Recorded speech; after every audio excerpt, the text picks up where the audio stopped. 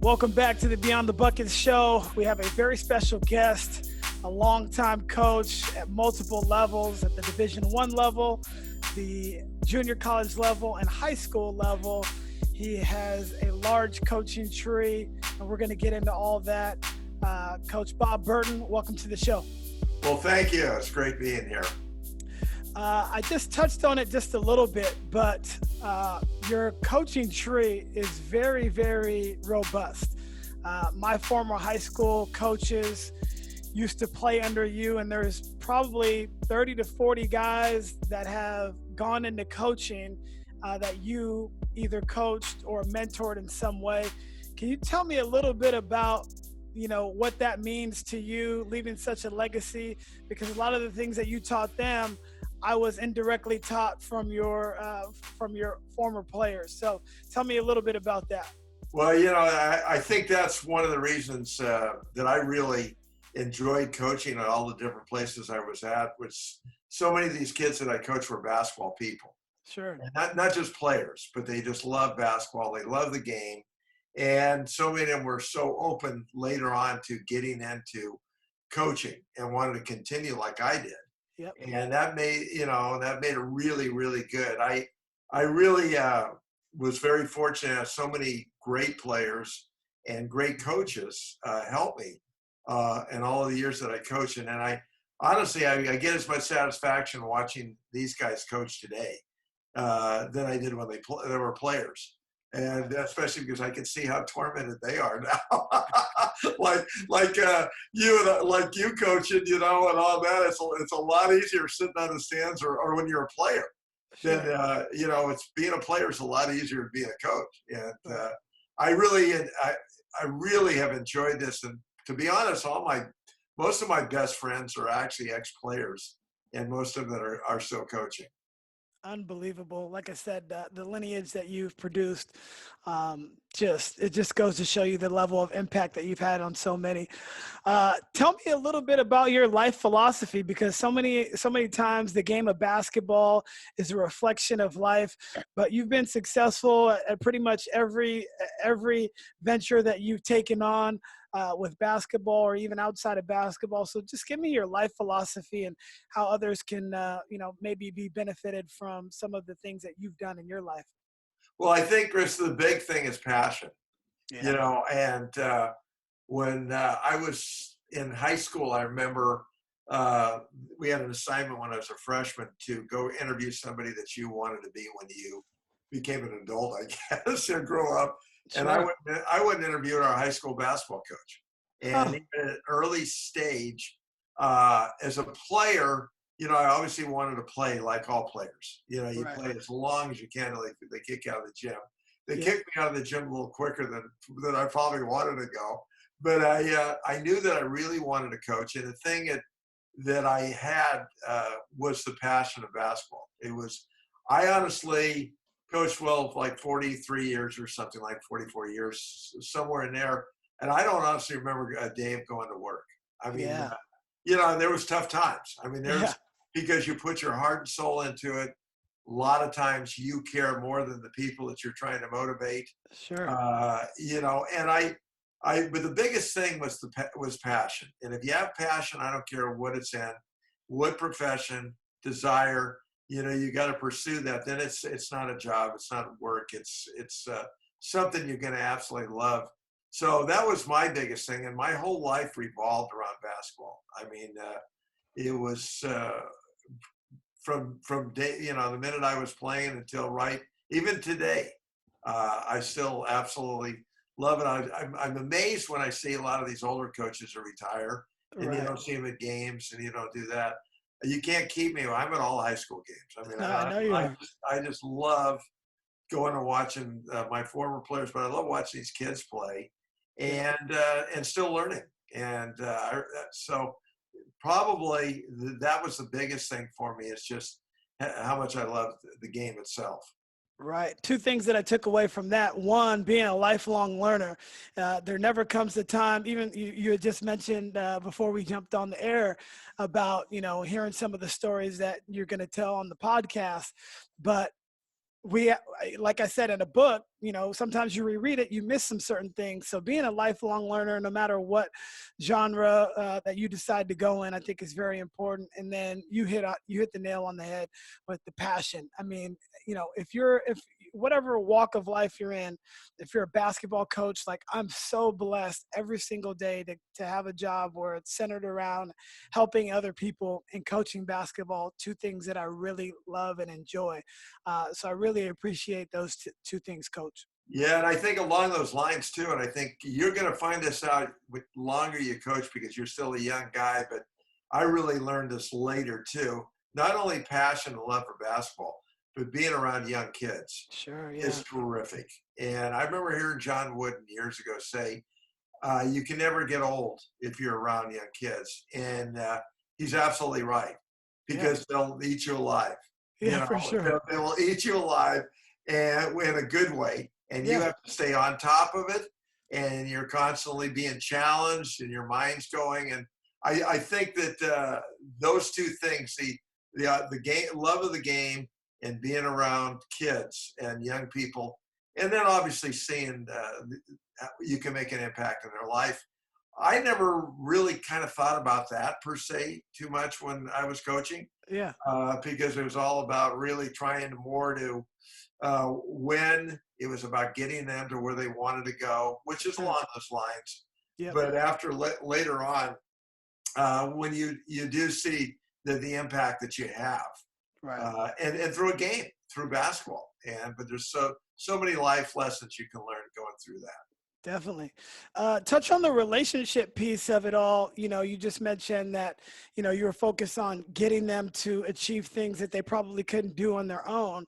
But, along the way, you've built so many positive relationships. I think that's one of the things that we all will take away with us whenever we're done coaching. And obviously, even after you're coaching, you're still cultivating these relationships with, with players you might be watching, or coaches that you may know, or, friends or mentors or whatever it may be. So tell me about the relationship piece.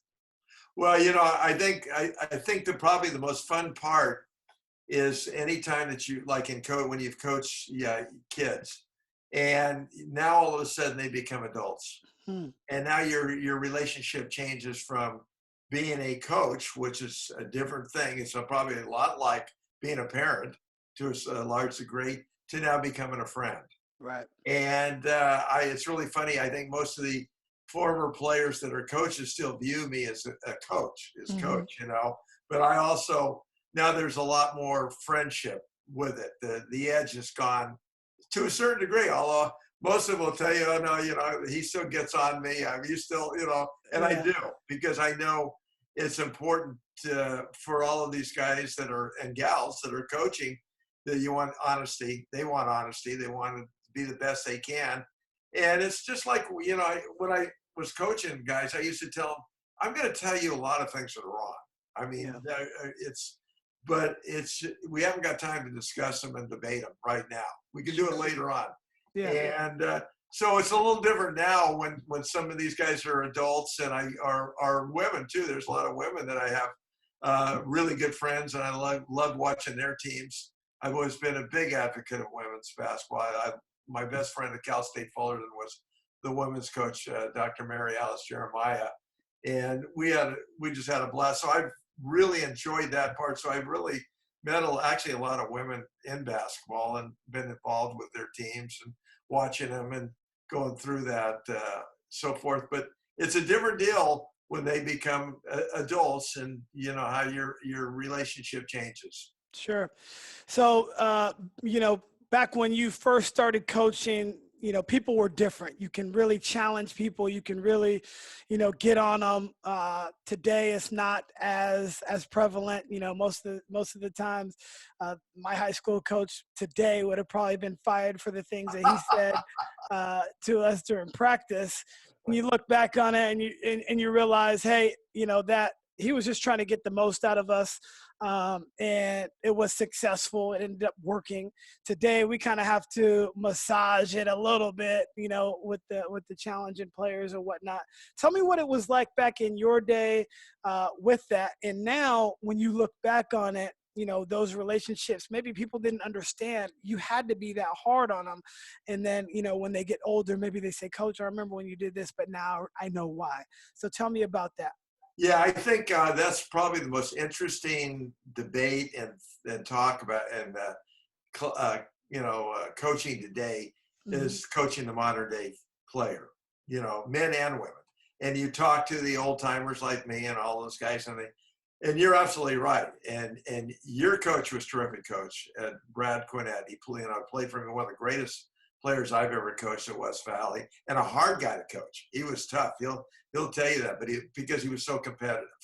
And there's no doubt in my mind that he was going to be a great coach, and he was going to be hard on you playing for him. Yeah, and I'm sure Brad was sitting here would tell you the same thing. He would coach differently now than he did when he coached you. And you have to change.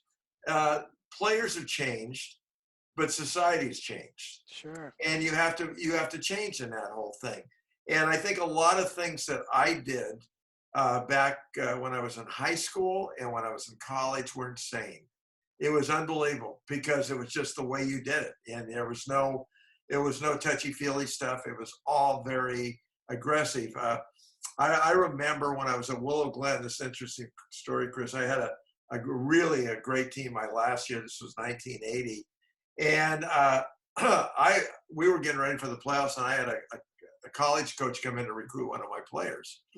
And his team was playing in the Cable Card Classic for Army at that time. So he came over, and he had a lot of time to kill. So he would kind of even walk out to my physical education classes with me and go into practice.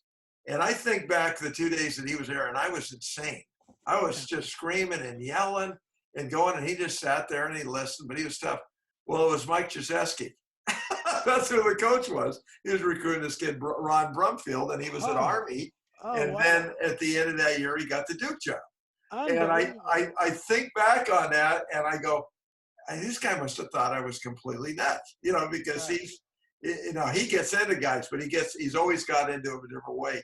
He's the greatest example of a guy that has changed as time's gone on. He's changed the way he plays. He changes how he deals with people. He's gone from where he was a tough guy coaching Army in those days to coaching the dream team with LeBron and those guys, And obviously you got to do it differently. He could adjust to coaching college kids and then coach the best players in the world. Well, you're going to do it a lot differently. Right. So I really think the whole thing has changed. I heard Bobby Knight say a long time ago, it was kind of interesting. They said, do you think kids have changed? And he says, no, I don't. I think parents have changed. Yeah. And there's a lot to that because, again, now I'm not saying that's good or bad, but when I was a kid growing up, and maybe even your stage, even as young as you are, if you got in trouble, you're afraid to get home, and your parents were just kicking your tail. They weren't wondering what the coach was doing. They weren't wondering what the school's doing. Right. Well, now you being a teacher, you see a different side of that, and you've got to change with that, and you got to really flow with it. You've got to really, I think, explain a lot more why you're doing things, and that's okay too. It's more about really getting kids on board with you, and I think what's really an important thing, and kids today too, and I've seen this still helping at San Jose City College with Terry Oberg's team, they respond to negative comments and they respond to coaching like that if they think you're trying to help them. Sure. And you as a player know, Brad got on you, but he was trying to help you. If he got on you, then it was the other thing. He's just an ass. You know what I mean? And that's the difference. Kids are going to make decisions when they play for you. Is this guy trying to help me, or is he just picking on me? And I think the biggest thing the kids, hopefully I got across to most of my players, is that they knew I was there for them. I was trying to make them the best I could. And that really continued right into their coaching careers. So many of them, after they played for me, came and helped me on my coaching staffs. And I was just as hard on them, if not harder, when they were coaches, because I knew what was going to face them when they got out in the real world. And it wasn't what they were used to. Sure. And, you find that out like you do as a coach. Yeah. you really have to experience that to really understand what that's like. So I think that, that was the biggest thing I really learned. And I think it steps into being honest with kids Sure. because they're smart. They can tell when you're full of BS. Yep. You've got to really be honest with them, go through that. You've got to spend time with them, talking to them. You've got to, explain a lot more than you used to in the old days where you say, hey, run through that wall, and they're all trying to do it. Now they're going to ask you why, and then you explain it. Now, okay, we got to get to the other side, Right. and once you get that. So there's a degree of difference there, but I've been fortunate enough, still been coaching and being around a lot of kids today, and I still see the same great qualities that I saw 30, 40 years ago. Yeah. One of the things that has helped me along the way is being less transactional, meaning, more outcome based. I'm only focused on how you can help the team win, whereas now I'm more relational. In my first few years, this is my 16th year coaching high school. I was only worried about the wins and losses. I never, tried to value or cultivate the relationships. And now that's something that we have to do because, like you mentioned, they'll do what you want them to do, but you've got to make sure that you have their best interests. And if they know who you are, they know your heart, to your earlier points, they're going to produce out there on the floor. And so I think that's been paramount. What's one of the major things that you would do differently if you can go back and coach now?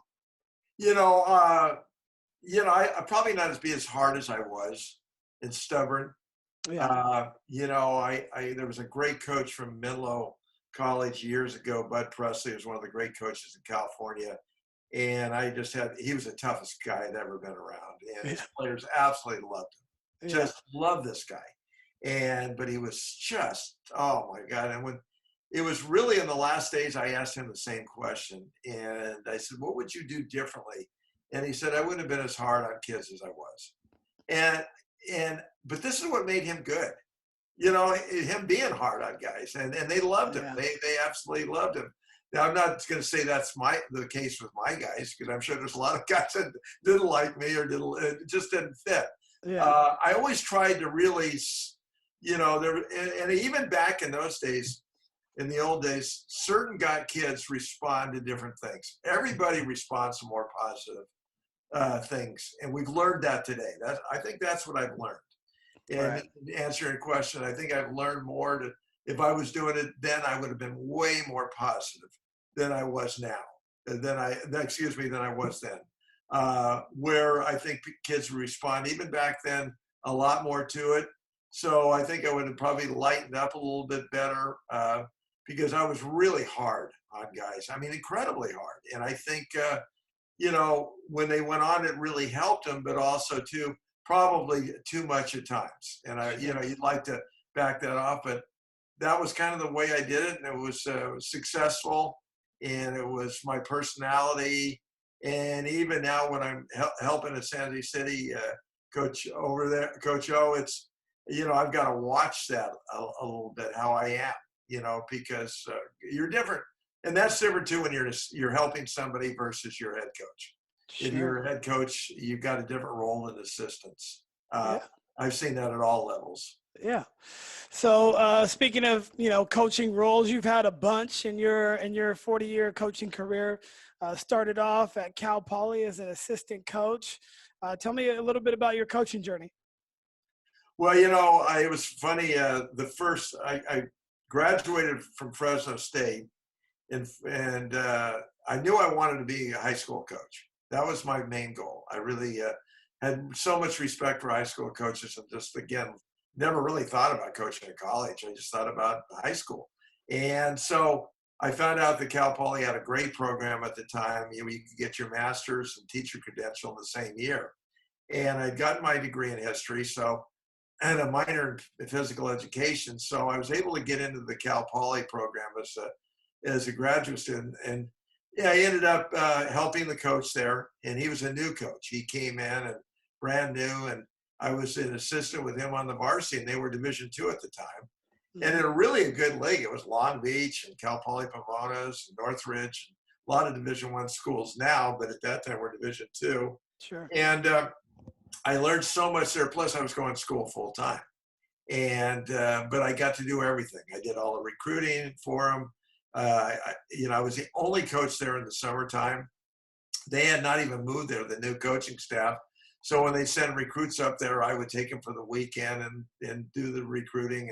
And I was only at that time probably 20, 23 years old at that, so I was close to a lot of the players. Mm-hmm. That year was terrific. And then I ended up getting my master's. I came back, and it was hard to get a job in the Santa Clara Valley. Wow. The teaching jobs where you just couldn't get them, and Right. it was tough. And finally, I got a chance to go to Lee High School. They have these lightweights that played in the fall, and they were 5'9" and under kids, and 5'6" and under. And they had a season. They played football season. They were all the kids that wanted to play basketball weren't going to play varsity or frost off. And then so I ended up coaching the C team and helped the varsity. And we had a great team. The varsity team was one of the best at CCS. We won the championship with the C team. And then I had a chance to go to Westmont with Gary Brink, who was a terrific coach. Mm-hmm. And they gave me the kids in the school that couldn't make it in a normal classroom because of various reasons. They call it compensatory education. It was a prelude to special ed. Sure. And I took the job just to get a frost-off job. That's how hard it was to get a job. So now I went over there and I got the frost-off job, and ended up taking it with Gary Brink, and we had a really good year. And then the Willow Glen High School job opened up, and a lot of applicants for that. It was a great job. The guy that was coaching there was Dan Belwamini, who is still on TV a lot doing games. And his frost-off coach was Jim Bravelli, who later on, both of them became the head coach at USF, and Bravelli coached the New Jersey Nets. And there was a lot of history there. And ended up going over there and had Mike Rudder as one of my players when I first got there as a women's coach at Willow Glen, and won the championship this year. And it was the most fun, I think. I just had a phenomenal time. And I loved high school. I could have stayed there forever. I really could have. At that time, we had really good teams, good players. And, I coached the season Ds, and then eventually got out of that and just coached the varsity, and stayed there so it was a good 10 years in high school. Wow. What a transition, the process. I love hearing everybody's process on how they got to where they got to. And there's just so many different stepping stones that you have to take to ultimately get to where you want to be. But, to coach a C team, to hear that, and then, working your way up just to get a far soft job and doing anything that you could. And at that time, I'm sure that was probably that was the best thing that ever happened. I know, when I first got my first varsity job, it was like, yes, I finally got it. And then, now the work starts, and you got the challenges that you have to meet, and just attacking every single day. There's always going to be a challenge. I know everybody's watching the Jordan, and the Bulls documentary that's going on right now. And just to see that guy go through so many challenges as Michael Jordan, and you see these commercials where it's like, I want to be like Mike. But now you look at it and you get to see it from this different perspective. A bird's eye view is like, whoa, he actually kind of had a lot going on. Like, I don't know if I want to be under that type of scrutiny. Yeah. It's the same thing with the high school coach. And you mentioned to me the other day that saying, when you were coaching Division I, you had the same amount of nerves as when you were a far soft coach. Tell me a little bit about that. Well, it's really funny. We coach in these C and Ds, and a lot of your viewers wouldn't know who that was because they're not around anymore. But they were real popular. All the schools had C and D programs, and they played 14 games in football season. And when I got the job at my first one, that was my first team I ever coached, and we played Del Mar, your alma mater, and they beat us over there. And I was so distraught after the game, I couldn't talk coming back on the bus. And I went in, and my roommate said, what's the matter? And I'm going to bed. I went to bed. I went and talked to me all night. And these were these little guys, but I was as fired up to coach them as I was at the end when we're playing UCLA in Pauley Pavilion on a nationally televised game. Right. I had as many butterflies in that game, at the C&D game, as I did there. it didn't make any difference. It was still basketball. It was my team. It was my players. And it was really fun. As a matter of fact, I still see these guys every once in a while on that team. Now, that was 1970. Mm-hmm. And it was funny. So I went to a Lehigh class reunion this summer, and I was sitting there talking to a guy, and a guy pulled out the team picture of that team, my first team. And he goes, "Hey, this guy is here?" And I go, "Yeah, oh yeah, that's his name was Crawford." "Yeah." He says, "Well, you know who that is?" I go, "No." He says, "Brandon Crawford's father." And I go, "Really?" Oh, Yeah, wow. he was one of the guys off the bench for me. Was his dad went to Lee High School, then they eventually moved up, and of course he grew up in Concord area, up Sure. in there. But I mean, it's just had great times. So, like I said, I absolutely loved high school, and I was so if we lost, I remember I'd be going to a game Friday night. And I think, God, if we don't win this game, I'm going to have a horrible weekend. We got to win this game. I'm just going to be so miserable if we don't Yeah. win. And I would be just so I have never really been one to enjoy the games, Chris. I've always loved the practices and the camaraderie of the coaches and the players and all that go with it. The games that have eaten me alive. They really have. They've been a hard thing because I know how important winning is. Yeah. We Yeah. all know.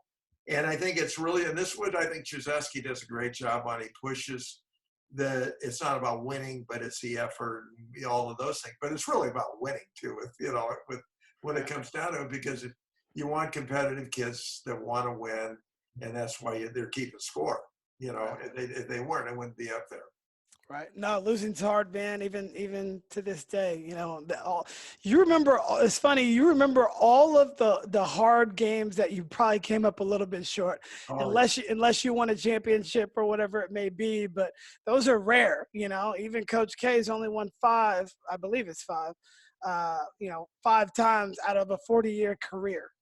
I mean, No, you're right. You remember the losses yeah. way more than you do the wins. I mean, it's really incredible how hard that part is, and how the toll they take on you, Right. because you put so much into it. And it was really interesting too. That was another thing I would have probably gone back and changed the way I was after games, Uh, talking to the team, because a lot of times I was too emotional. right. Dean Smith, I remember reading about him. He said he never really talked to his team after a game. And the reason he didn't is because he needed to watch it on film to really see what happened. Right. And he's so right, because there would be times I would go walking in and go, "Geez, your blockout was terrible, John. You didn't do this, you didn't do that." And then I would look at the film and go, "Geez, John blocked out. It was Chris. He didn't Right. do it." You know what I mean? But your mind is just going in Yeah. games, and that's when you really, when you get a chance to be an assistant versus a head coach, it's such a different thing. Yeah. I had a They, chance to they, do that when and I was. the losses don't stay with you as long. That's for No, sure. nothing does. When the phone rings at night, it's not as bad. It's Exactly. on and on. It's just a different deal. You really see the game so much more clear than a head coach. Oh, for You sure. really do. For When I was an sure. assistant, I used to really have, when I was at Fresno State or Utah, or even when I'm over there helping Terry, you see things because you're just so much more relaxed. Whereas you're a head coach, your mind is just going, and you're worried about who to get in on the bench, or playing this guy or that guy, or winning the game. You're thinking, I got to win this game. And that's going on, where really I think assistants are more in the moment, Sure. when they're coaching. They're more into really what's going on there. And I remember when I was at Fresno State as assistant for Ray Lopes, who was one of my ex-players at West Valley. The guy was a head coach. I went down to run the offense for him, and really got me going in the Division I thing. And we had a play that was a great play against a 1-2-2 zone, called the Kenyatta. And it was just incredible. And the guy I got it from. And Hawaii came out, and they were 1-2-2 zoning us. And we put in Kenyatta, and honest to God, we got 2 dunks on the first play, and the third one a layup. And the head coach turned around on me and coming down the next time, said, "Put in a play that works. Come on, call something that works," because I was running the offense. I go, he was so oblivious, he didn't even notice it. We just scored 3 times on it. And even to this day, I give him a bad time on it. But I know how that is. His mind was going, and we all the assistants, we just sat there and laughed. And, Coach, we're scoring on. And then they got right out of the zone and it switched on it. But Right. I always remember that being an assistant versus being a head coach. Yeah, it's a great point about kind of letting things simmer down until you're able to get a cool head. You know, like you said, Coach Dean Smith would wait to talk to the team because you actually get to see what happens. And I just remember Virginia and Coach Bennett. They lost. It was a 16 seed beating a number 1 seed.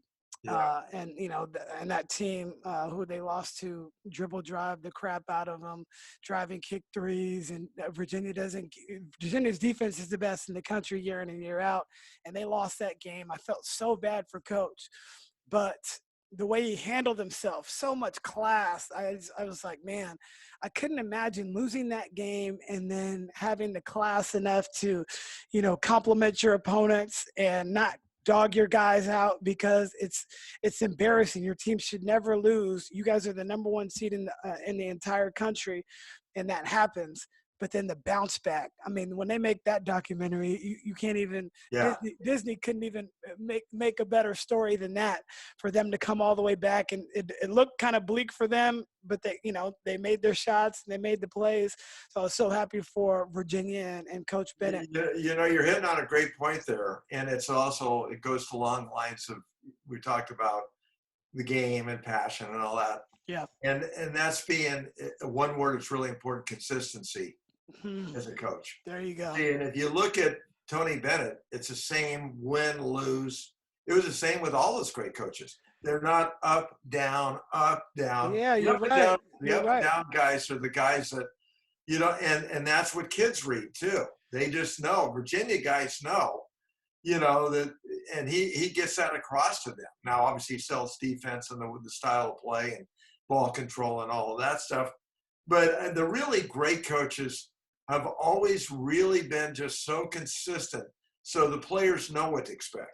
It's not and that's what really bothers players when every kid, if he knows when you're dealing with them, how it's going to be, and I think that's what I try to do is I try to treat the best player like the last player on the team. And it was consistent with that. So I'd probably harder on the better players than I was on the other guys. Yeah, for sure. And I think everybody kind of appreciated that, but the consistency was there. They always knew what to expect. It was going to be tough. There's a lot of funny things that happened, crazy, goofy things that guys tell me I did that I hardly even remember. Yeah. And when you hear them, you go, oh, come on, I didn't do that. Yeah, you did, Coach. You did do that. So it was really interesting. We had a event here about 4 years ago, a Hall of Fame deal at West Valley, and all my players come back to that. There's just a ton of them. And we met downtown Campbell in a restaurant, and it was just, we had a room and it was packed. And it started at 6:30 at night. As soon as it started, the players said, now you sit here. We had to listen to you and we played for you. You do not get to talk, and we're going to talk about you. And every guy got up there and told horror stories. And I sat there and I was just dying on it. Come on. They go, no, they all were in agreement, laughing. And I had to knock it off at 12:30 that night. It went on for 6 hours, but it was really one of the highlight nights I've ever had with those guys. And again, it goes back to they're all friends and adults now, and they're not afraid to tell you. Now, with this thing, I remember Jason Tyrus, the kid I had played for me, and he went to Washington. And started at Washington, and he says, Coach, it was so amazing. I knew I could just knock you out so easy, but that your voice just scared the hell out of me. He said, even today I hear you, and I'm just like jumping up on this thing. But I know, and Jason, he's right. He could have just squeezed me right out of there. But really fun. But I think that consistency thing goes along with everything else that we're talking about. Yeah, you're right. I mean, the consistency piece, if you remember Jay Wright after North Carolina won, the guy hits the biggest shot of Villanova's history maybe. and Jay Wright just goes right over to shake Roy Williams' hand. That's so evident in my mind. It's like, man, how can you have that composure and that consistency in those high pressure moments? It's a beautiful thing to have, and something that I'm definitely working on myself. Well, Chris, and that was one of the things that helped me in it too. I love coaches, and I even loved the guys I was coaching against. Yep. It would drive my wife nuts that I would go over there and I'd be friends with guys that I was out there trying to swing away with, because I just like coaches. I love talking to them, and even opponents, and I was always that way, and we had a great rivalry with Percy Carr, that was a coach at San Jose City College forever. And he and I went through recruiting battles, and it was a war. And but deep down, we were always friends, and we'd always talk to each other. And later on, even became better friends. After we'd gone through a lot of tough times together, but I still really always respected what he did and how he did it. He was just a tremendous winner there. And so I was one of those guys that, after the game, I was never jumping around with the team. My whole staffs knew that we're going to go over and congratulate them and on that thing. Because I also knew what it was like. And I remember we played San Jose in a huge game for the championship. We won the game. And I called him the next day, and his wife said he couldn't get out of bed. He was so distraught. Yeah. And I got him on the phone, and I spent actually a large part of that time pumping him up about, we still got the playoffs and on and on and on. And people thought that was crazy, but I know how he felt. Right. I'd been there when guys had beaten me like that. And I'd had a gazillion hard losses on this thing. So, it's a hard thing. That's when you learn a lot about yourself, not just when you're winning, but really when you're losing. And that's if you expect your team to be that way, you've got to be that way. Yeah, that's one of the things that as I probably go in the middle of my coaching career, trying to find joy in all the moments. So yeah, I might not celebrate right after, but if we get in the locker room and I'm feeling it, I'm gonna celebrate with them, because there's so much that a coach has on their plate. Because you want to win and you want to compete, and you're so worried about, oh, did we cover this? Did we cover that? But just having pure joy and being in the moment and allowing yourself to have that time, because you're not going to be able to get it back. And Chris, that's a great point, and it goes back to we're jumping around a little bit, but thinking about what would you have changed years ago versus now. Mm-hmm. That's one of them. In those days, you never did that. You didn't celebrate with your team.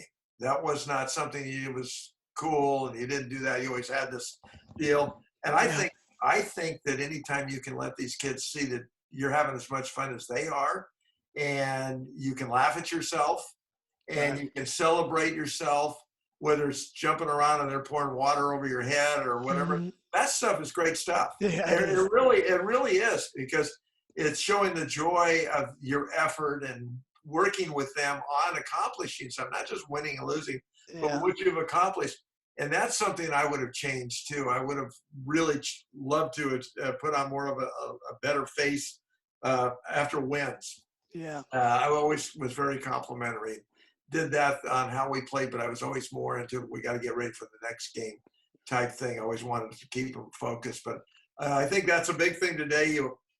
You see a lot of these guys come in the locker room, and the kids just can't wait to mess their hair up and, do those things. And I think that stuff's healthy. I think that's great. No, we did that, and we came in with the water bottles, after we shook hands this year, and we started spraying the kids with water, and they couldn't wait to dump the water over my head and get me all wet. But no, it's fun, and I appreciate you for saying that now, because I'm still learning and trying to soak up all the knowledge from people like you that have done it at such a high level. And, you're talking about things that you would do differently. And I think that's very important for people to understand, be able to adapt and change with the times.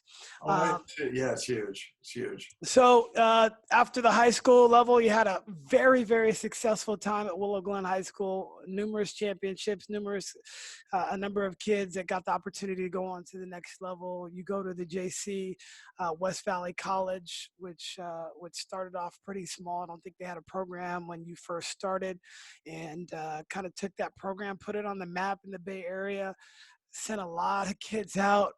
Tell me about your time there. Well, you know what, it was unique because, like we were talking yesterday, I'd gone to West Valley the first day it opened up, and that was 1964. I think there were dinosaurs running across the campus when I was there at that time. It was so long ago. But it was, and so I knew about it, but we were playing in a condemned grammar school, and our games were at Campbell High School, but the college itself was actually in the condemned grammar school. And I had a blast. It was all freshmen, and we played and I had a great time there. I was able to get a scholarship and go on. But I always had a real love for West Valley, and I followed it. And the coaches that were there before me, one of them they were tremendous motivators for high school coaches in the area. Back in those days, they had clinics all over the place, and West Valley had one of the best basketball clinics in the country every year. They bring in Bobby Knight in his heyday. They brought Dean Smith in. They brought Coach Gay in. It was incredible. So we as high school coaches could always, go out there, and it was really good. So I got a lot out of that. And then when the job opened up, I was lucky enough to get the job, and it was really a hard job to get. There was like 80 applicants, and it came down to the coach at Westmont, who I'd worked with, who was a great coach, Gary Brink, and a guy that was the assistant at Stanford. And when I went in there, I really had no clue what I was doing. I really didn't. I thought the thing that you did is you recruited all just talent, and character didn't matter. It was just go get the best players you could.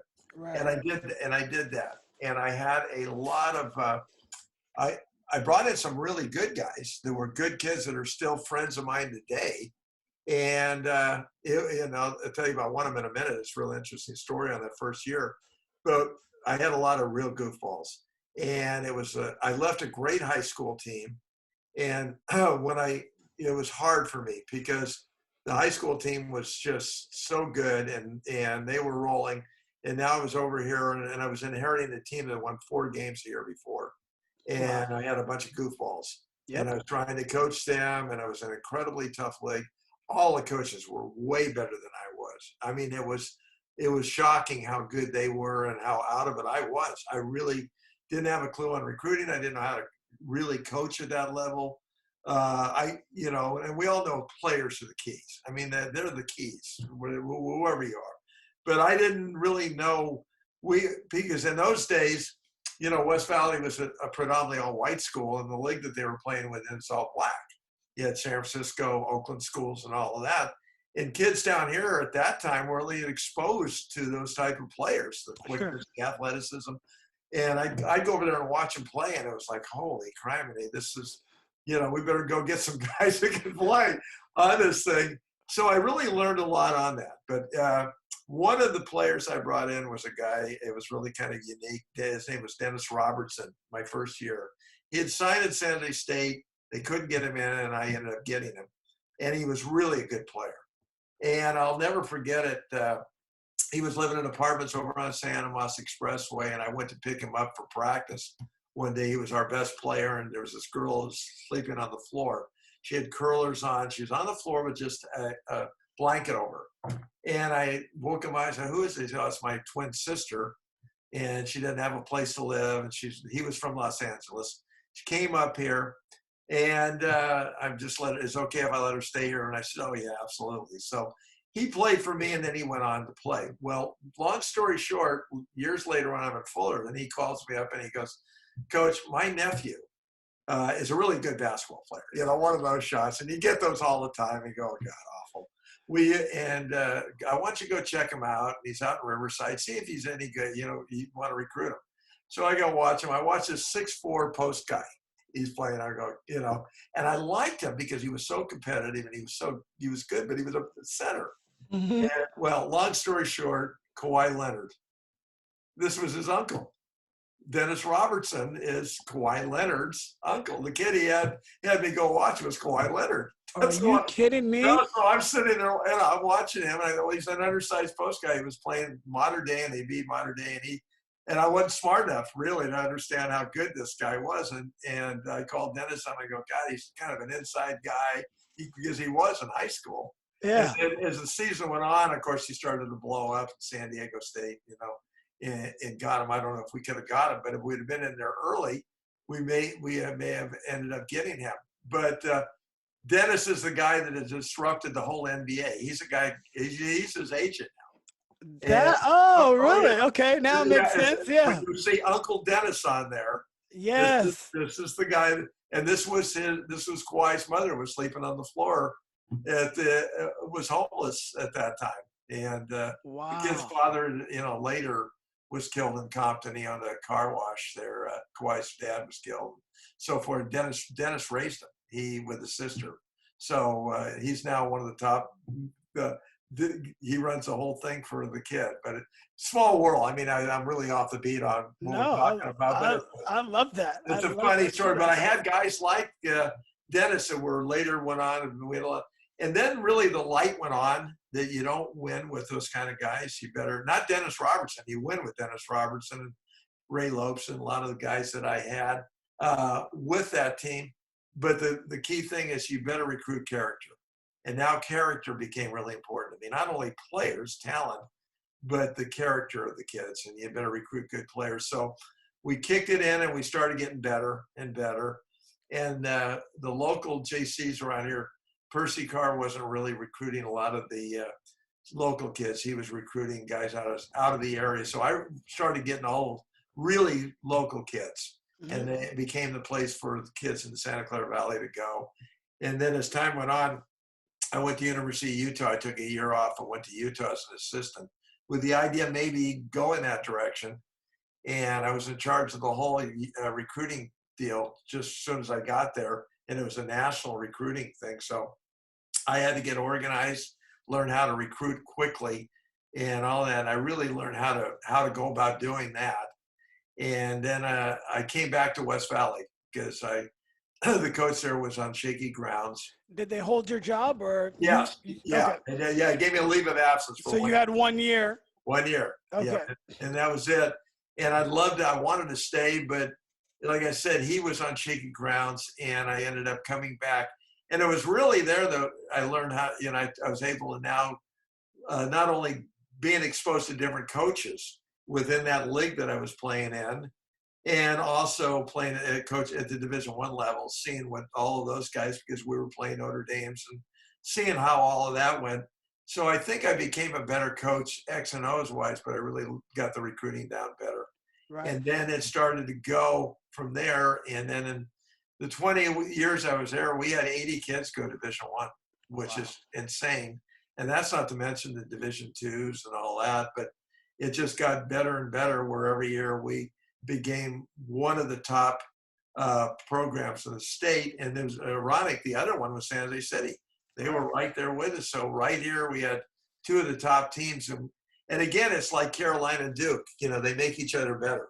Right. It's like what you're dealing with. I mean, you're dealing with Mitty and Prez and all those guys. And geez, it just makes you better because you have to. You're not playing against a bunch of really bad teams. And so you're constantly trying to think, how can we find a way to win? Right. And I changed really the style that we played too, Chris, which was unique. There was a guy named Ed Ravenscroft that was a coach at Mitty. He used to be the WCL commissioner, right? Exactly. Yeah. And he was an avid North Carolina guy. Yeah. And I came back and he says, you got to start running all of their stuff. And I said, I didn't know anything about them. I just know they backdoor good and all that. And he goes, no, that's all set stuff. And he had every film of every Carolina game that had ever been on TV.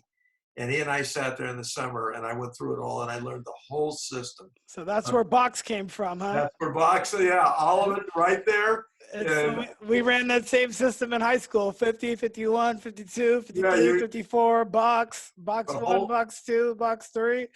the whole deal. I mean, we even ran some of that with the Lady Jags over there.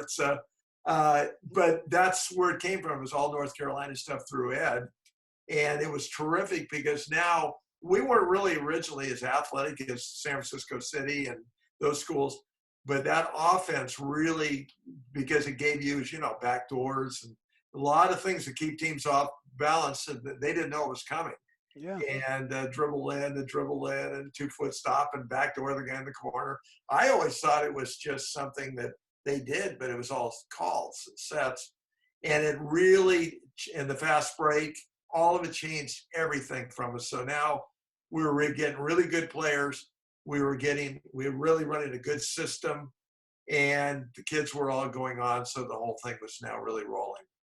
Wow, unbelievable. That's a great couple of stories. And even just going to Utah for 1 year, it really helped you later on. Like everything that you're doing is preparing for what's happening later. And that's what, people need to understand is like the things that you're doing are setting up stones for later that you can hop on and use and go back to. And so I just really appreciate that. Tell me. What was really important too was, running all that Carolina stuff in West Valley. When I went to Fresno, Ray Loves wanted to run all the stuff they ran at Oklahoma with Kelvin Sampson. I was open to that. I took all of his stuff in the summer and learned it all. And I came back, and then he said, "Let's go through your Carolina stuff." And then he looked at it and goes, "I love that." And now I wasn't sure how that was going to work at the Division I level, me teaching it. Right. And so, but we put it in at Fresno, and it was phenomenal. The break, and we won the championship. We beat Tulsa, and Hawaii was in the league, and all of that kind of stuff. We ended up winning the league. Wow. But right there, I knew how good that stuff was. Now it translated from right to West Valley to Fresno to wherever at that level. Wow. And Roy Williams still running a lot of it still, Carolina break, and it just goes to show you. He's running. Yeah. They don't. The only thing they really run, I think, really good is the break. I mean, right. They don't do the high-low stuff and all that there. And it's smart because the way kids are, the way the kids are playing today, that's another thing. I wouldn't go back and run all that. It was too structured. Right. I think it's more important now to really spread the court, and penetration and ball screens are harder to defend. I still believe in running sets for your best players and give them the shots. Right.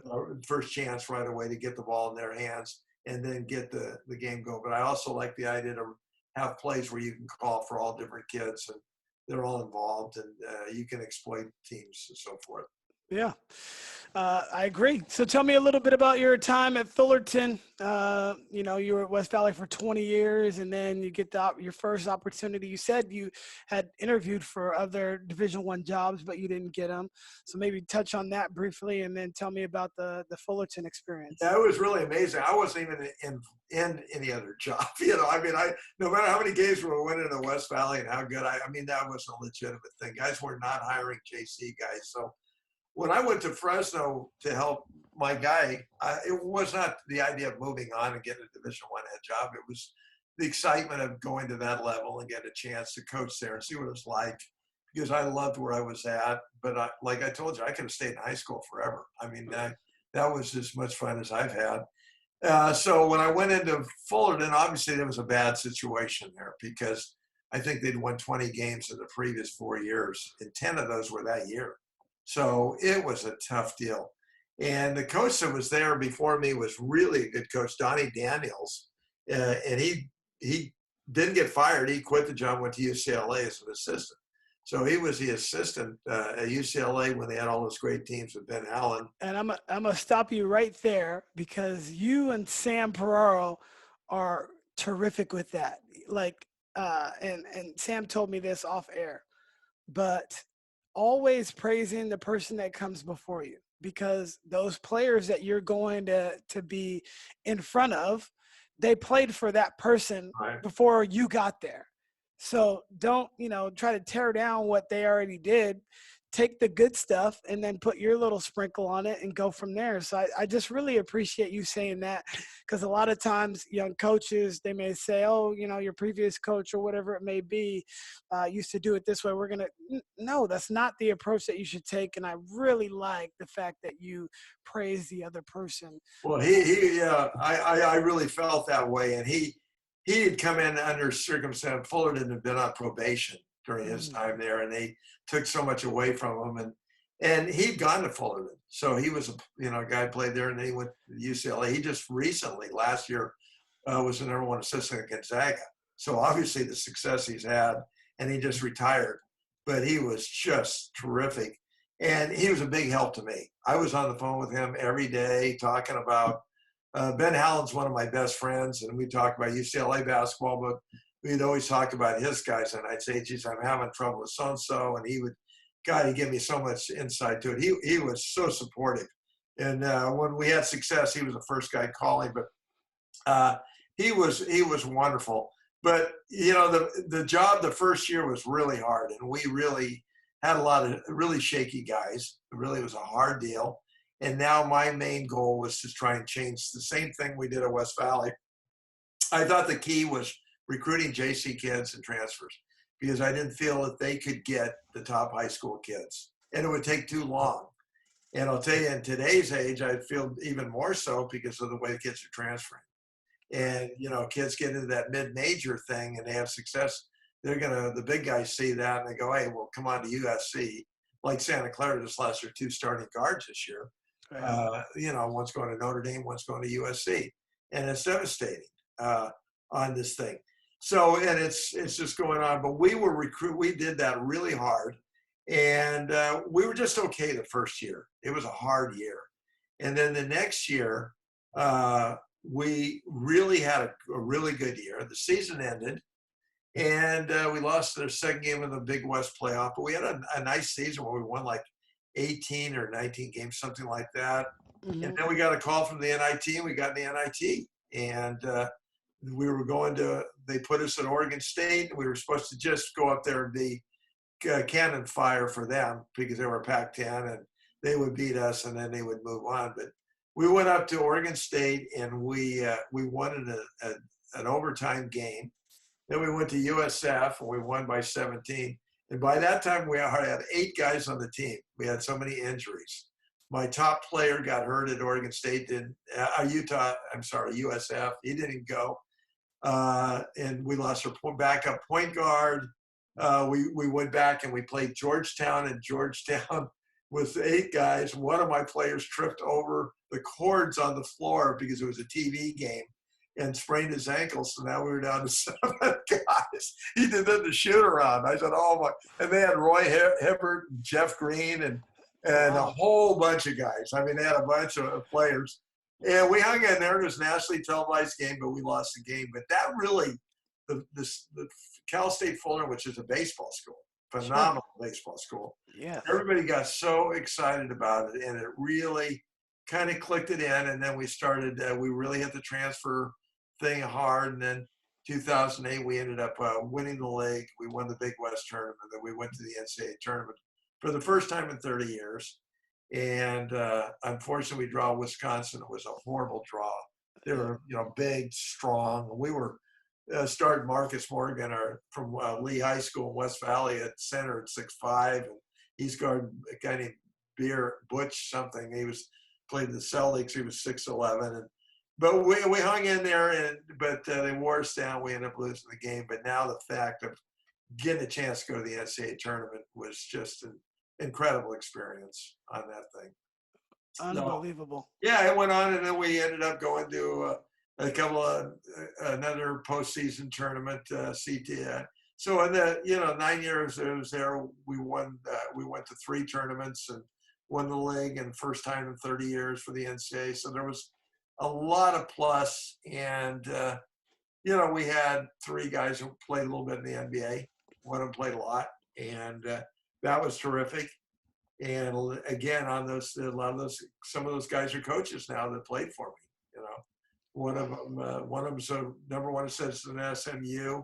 who's been outstanding. And along the lines too, a lot of my assistants were West Valley guys. I brought those kids that wanted to go in the coach, and Ryan Nadry, who is at Santa Clara University, brought him in. John O'Metzger Jones, he's been at Santa Barbara, but he's up at Davis. So it's really a lot of kids. It was really fun for me to have the West Valley connection there, and plus I recruited 4 kids from West Valley in those 9 years that played there.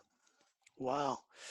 I absolutely love that, man. Just hearing the whole journey, and it culminated with some success at the Division I level, something I'm sure that you wanted to achieve your whole coaching career. And it started off as a far-soft coach, in the area, and it just worked your way up. Tell me a little bit about like the way you see the game, because I'm wearing my Warriors shirt, and I did that on purpose because we watched the 2015 series together. I didn't know you were going to be there. I just popped up at Jason's house, and Sam had invited you over. And it was one of the best times I've ever watched a game, just hearing the way you talked about it, the way you saw the game of basketball. And, I was taking mental notes, and I still to this day, one of the best experiences I had watching a game, just because you had so much knowledge. Tell me about how you see the game. Well, it's evolved so much. It's all really changed. And I think great. I mean, I love it. I mean, I really do. You think back the way it used to be played, where everything was slow and run plays and run plays and run plays. And one of the best offensive coaches I ever ran into was a guy named Rich Patello. Was at Chabot, and I was running passing game at the time. Mm-hmm. And he used to say, "That's the stupidest offense I've ever seen." And I go, "Why?" And he goes, "Why would you want to wait for your best player to get the ball on every third pass or fourth pass? Wouldn't you want him to get it right away and then get it back again and get, Curry's not out there waiting for the ball all day. Thompson, they got a lot of guys, when they had the big three, it could change. That was a big question, moving the ball around on this thing. But I think the Warriors have helped revolutionize, obviously, the way the game is played. Unfortunately, it's trickled a little bit down to all the levels with the three-point shot and guys developing the other parts of the game, where they think that that's all the most important thing. Yeah, I mean, it's drastically changed in the NBA, the four-man. The four-man used to be a guy who got in the low post and went to work, and Charles Oakley's and Rodman's and those guys with those skills, but who were bangers along with the five, the big guys. Now all your fours have got to be the size of those guys, but they got to be a three-man. They got to have the ability to pick and pop and shoot it, bounce it, and play, and then they still match up and guard the other side. And that's changed. I think that where it's really become good too, Chris, is a lot of times is guys trying, and I've been guilty of this too, where you have an offense and you're going to make that offense run, and you'll play guys just because they can run the offense, but you had some of your better players still sitting on the bench. Yeah. A lot of times you might have like 2 really good point guards, and then you got one starting, the other coming in, instead of finding a way to get the 2 best players on the floor. And I think the way the game has changed now with the penetration and all that, you can play multiple kids. You can play 4 smalls and 1 big. You can play 5 and really cause problems for people like that. I think it's good and it's bad. I mean, you still need the people that can real run things. And a lot of times, intelligence gets kids on the floor. It's really an important thing. And I think that's a key thing. So I think the way the game is played is good. The shot selection, its percentages, it's all changed now. When I watched the Warriors play originally, when this thing started, I was aghast. I couldn't believe what I was seeing, the shots Curry would take and all that. But, it's absolutely amazing, because you really think how many times you played games and it's the end of the game and you need a 3. And now the green light is off and you watch kids go and make shots, especially against you, when you're playing. It's like they never been. Well, they taken that philosophy and said, let's just play that way for the whole game. Yeah. And I think that the whole part of it is healthy. I think it still gets into coaching with making sure that kids are accountable and that they are playing together. And that's a big thing. I think that is probably the hardest thing for coaches, is to give them the freedom to play that way, but also to play together. And I think a lot of that depends on your roles and getting roles across to kids and what they are. And I think once you do that, it's a fun game to watch. No doubt. I love the game of basketball right now. I've loved it at every era that I've been able to witness, but specifically right now, like you said, Steph Curry is a basketball savant, and he's transcended the game, and now he's basically allowed shorter people to still magnify the game, whereas basketball has always been a tall person sport, and now, like, the taller players, like you mentioned earlier, are now trying to emulate what the smaller players are doing. And so guys like Charles Barkley or Dennis Rodman, they probably still would have been good. They probably would have figured a way out in this era of small ball basketball. But if you just implanted them into today's game, they would probably be getting exposed because they didn't have that outside ability to shoot. And, shooting is just such a premium now. Even when you watch some of the old games, there's no space. You mentioned it earlier. You want to get kids in with an opportunity, whether it be a pick and roll or a downhill drive to kick to an open shot, or obviously put pressure on the rim. So the guy that really revolutionized the game is Vance Wahlberg. Yeah, he has. And Vance Wahlberg is a local guy. He's from Monte Vista High School, played at De Anza. Yeah, and lives in Fresno now. Yeah, and he's been everywhere, and he revolutionized the NBA. I mean, he really did, because he was so good. He was the first guy to get the spacing out and penetration and kick game down. He was way ahead of his time. And then eventually he became real good friends with Calipari, and Calipari came in and studied with him and then put all that stuff in when he was at Memphis. And that's when he was really running. Then at Kentucky a little bit. Now Calipari's changed back to the more ball screens because of the players he's got, the big guys and so forth. But, and then Vance ended up in the NBA with George Karl and all that. And I've talked to a lot of guys who say how he really revolutionized that whole thing. Guys never thought about that. And now he's back at Vance is at Clovis West now, coaching high school. Yep. And it has been just incredible. We really ran a lot of his stuff when I was at Fullerton. I really changed. I went from running that Carolina stuff because of the type of kids we were getting. And they were all very good off bouncing it, shooting it, and taking it to the rack versus trying to read screens and curls and all that stuff. We had some specials in for guys, but all in all, that was what we were really known for, is going up and down and letting them play. That was the biggest thing on this. So we were really kind of ahead of it at that time, and that helped us in recruiting. I mean, I had a kid who transferred in there named Josh Okoyan, and he transferred from Washington State, and he was playing for Tony Bennett. Well, Tony Bennett's here. I'm down here. You can't even see me on your screen when we're talking about coaches. But the reason he transferred was because of the style. He was a shooter, a great shooter, and he didn't like to play that way. And so we ended up getting him at Fullerton, and he was a great offensive player. And he was a Northern California kid. And when he was at Washington State, they played UCLA when UCLA had those great teams, and he had 28 in the second half at Pauley Pavilion. So he could go, and he played for us. And in that game in the NCAA tournament, he had 34 against Wisconsin. So he could score against anybody, and he played with Dallas a little bit. But, one of the real reasons was the way we played, the opening up, penetrating kick, and all of that. And our kids would all tell you that you'd ask them at Fullerton, what was the best thing we did? They'd all say offense.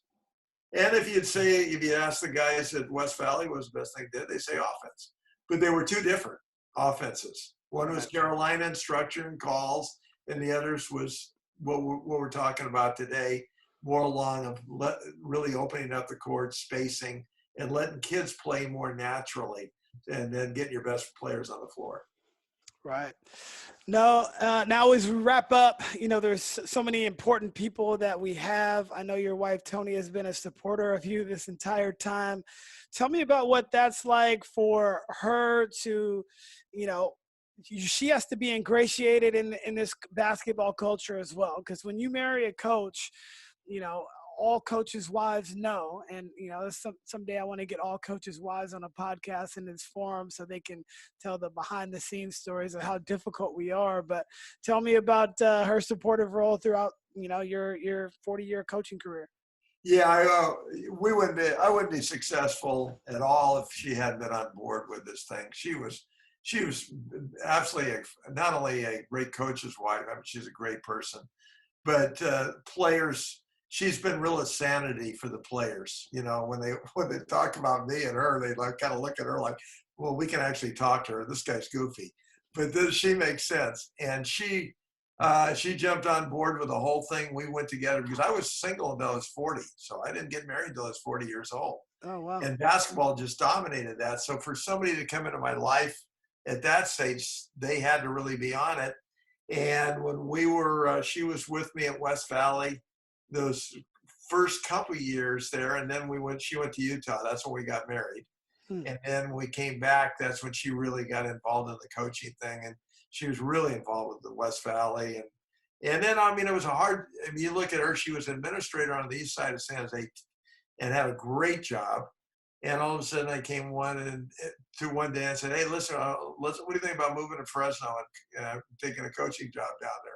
Well, that means you got to quit. So she gave up everything she could and went down to Fresno and took a teaching job. But went from the top in administration right down to a tough situation. And she did that when we went to Fullerton, taught at Braylon High School, who had a great women's program for years.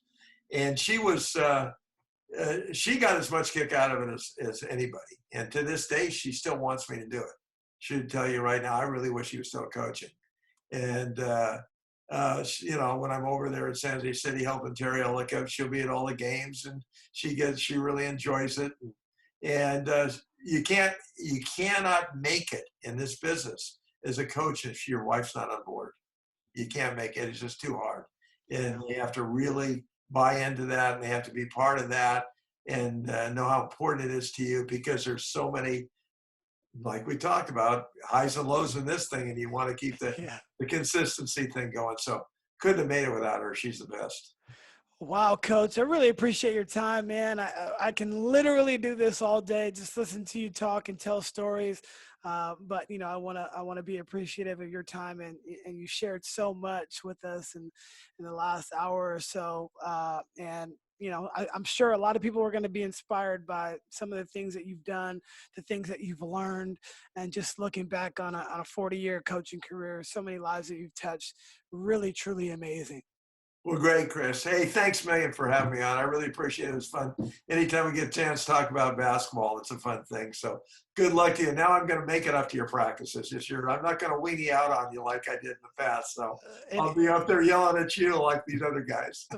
Please do. I will accept the criticism gracefully. All right, buddy. You take care. All right. Bye-bye. Thank you for listening to the Beyond the Buckets podcast. Please remember to subscribe, rate, and share the show with your friends. And until next time, take care.